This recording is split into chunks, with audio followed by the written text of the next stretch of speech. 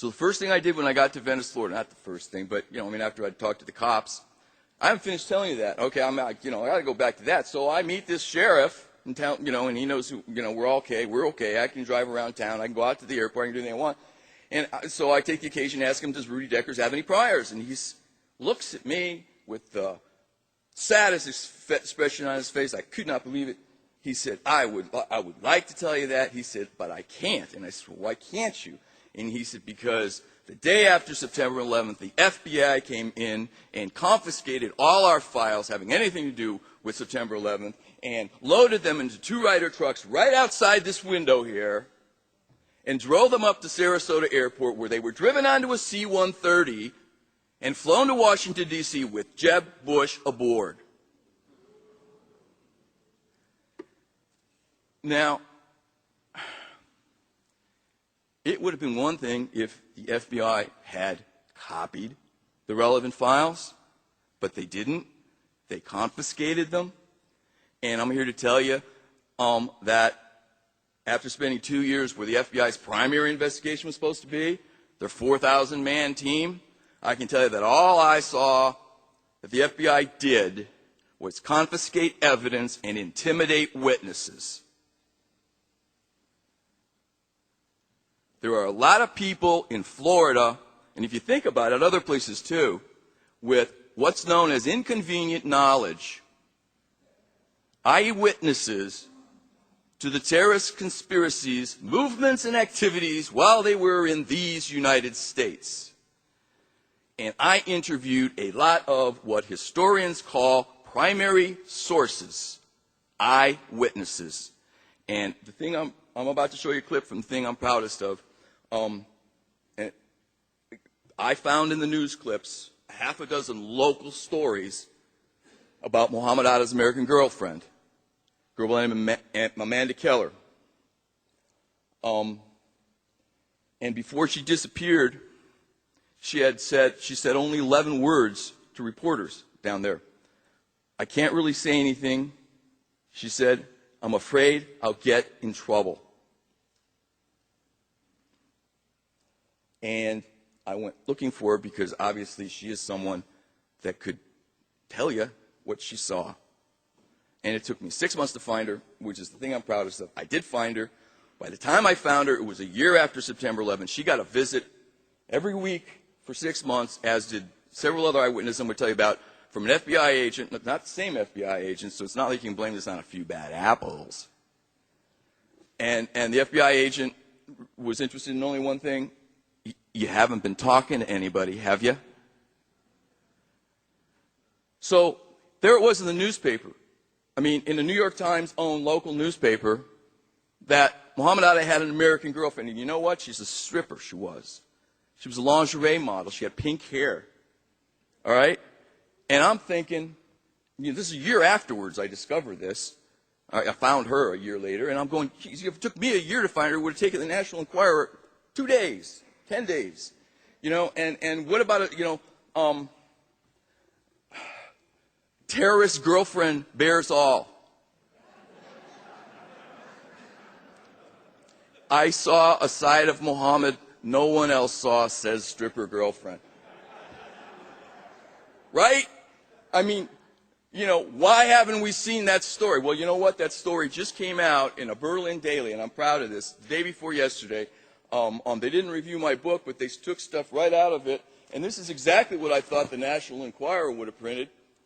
That's a picture of Amanda, a picture of Atta, and they're having some kind of kinky sex they're talking about. But and it is an illustration of how massive the cover-up has been in this country, that you haven't heard that Mohammed Atta had a girlfriend. He had a next-door neighbor. They all did. How many eyewitness accounts about these people have you read? So damn few. So, let me tell you a minute about what a primary source is. I recorded, with videotape, because I'm a TV producer too, but I just wanted it for documentation. I did a 3.5-hour interview, just turned the camera on, talked to her, and I'll show you 5 minutes of it. But as you're watching, 5 minutes of it, think about what we're learning from this, okay? This is just a girl telling her story, and she's obviously not the sharpest knife in the drawer, although she's cleaned up her act. She'd had, I'm not going to tell you her story, but she's sober today, and she has 3 children, and she's 22, which is a very common story in Florida, okay? Very common story in Florida. So as we watch 5 minutes of this, think about what we're learning about Mohammed Atta just through listening to her talk. Okay, you can roll the tape.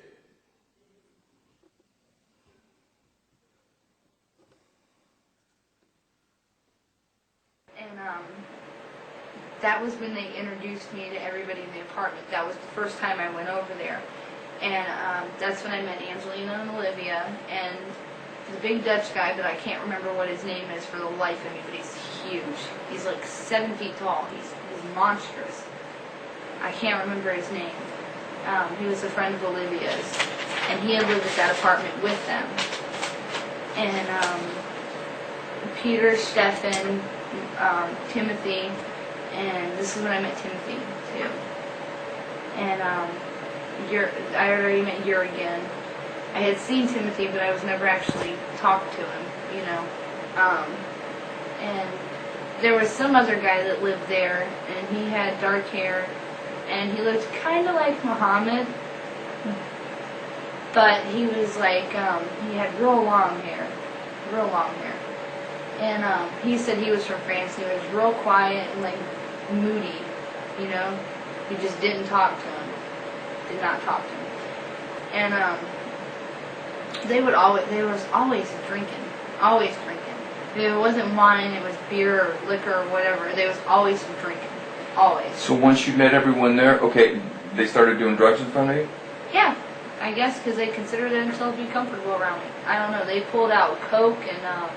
You saw Muhammad doing coke? Yeah. Yeah, because they borrowed $1 from me to do it. And they asked me if I wanted to do it. Where was this? That was at the Sentinel Apartments. Okay. There was a glass table that they used to cut it on. And they asked me if I wanted to do it. No. You know, because that's movie shit. Right. You know, the first time I had ever seen it was in the movie from The Doors. Right. You know? So that was movie stuff. I'm like, no. So when did Muhammad ask you to get an apartment with him? How long had you been back from Key West? I'll bet it wasn't long. 3 days. Yeah, I figured it wasn't long. 2 or 3 days, maybe. And how did he say it? He asked me if I would find an apartment to split rent with him. Oh, okay. Okay. Whatever. I wanted an out from Robert. Right. So he was like open opportunity for me to run and never look back. And so we went to, I found Sandpiper Apartments. I was the one that looked for those. Right. And at first I had found these little dinky apartments. Tampico Bay is the nursing home that I worked at right behind there. Mm-hmm. I was still working for Papa John's at this point. Mm-hmm. Tampico Bay is right behind there. And when there's a little side street that goes like this between the apartments, and there's like little, I didn't know they were efficiencies, but because they said apartment in the paper, and I went there and I'm like, no. You know, so I found Sandpiper and I met Charlie and I thought he was really nice. I liked Charlie a lot. And we went in there and I filled out the paperwork and I talked him into, he used a check to pay for the apartment, and the check that he used was in the name Muhammad, and I thought the last name on there was that Arajaki or whatever it was, but I only seen an A. So I don't know, maybe, because they found bank accounts. I know they told me they found bank accounts all over the place that he had, you know, in different names and stuff. And his bank account was on Venice Island. His bank was on Venice, in Venice. And it was things that happened at the apartment. There was dirty dishes in the sink. And he was like, aren't you going to do the dishes? He made the mess. I'm like, you made the mess? You effing clean it up. He was like, that's your role. And I said, no. You're in America. My name's the primary name on the lease. I said, you're nowhere on there. I was like, this is my house. Because I talked him into using his money to get the apartment. Okay. You know? So you guys, I mean, you weren't to die for in love with him, you know, by any means. I could barely stand him. I was just using him. Okay. I was just using him. He did have some good points. I mean, like when I first met him, he would, you know, he knew exactly what to say to me, because I guess he could see then because I was like afraid to because, You'd met Garrett. Where did you meet Garrett? Marguerite and Maggie's.